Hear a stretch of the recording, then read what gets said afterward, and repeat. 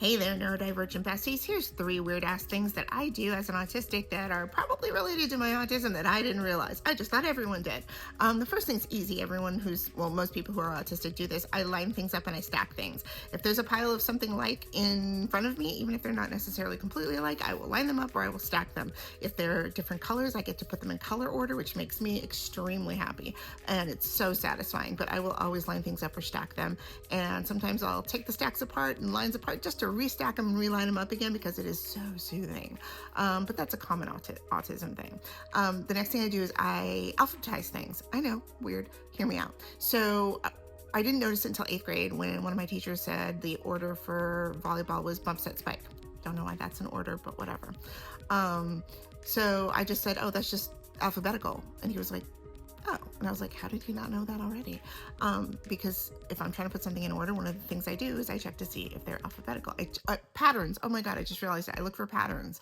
Yeah, so like if there's like 4 words, I'll be like, oh, this word has 3 letters, this word has 4 letters, this word has 5 letters, this has 6 letters. Like I'll find a pattern to help me remember sequence of words. And then the last thing I do is if it's a weird word or an odd word that I haven't seen before, or it's just weird or a name, I will read it backwards in my head because I want to see if it makes a word backwards, because I think that also helps me remember things. And now that I think about it, that is a lot of the times how I try to remember foreign words. So I'll read them backwards to see if they make a word in English that I can remember. So yeah, those are the weird things I do with words, and I think it has to do with lining things up. I can't line things up in my head, so I alphabetize them. That's how I line them up, and I can't necessarily remember words if they're unusual, but if they are something backwards, then I can remember them. But anyway, do you do that? You probably line things up, but do you alphabetize things in your head all the time, and do you read things backwards all the time?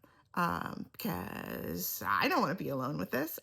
First of all, I thought everyone did this. I thought everyone just alphabetized things in their head. Okay, I should be clear. I didn't think about it.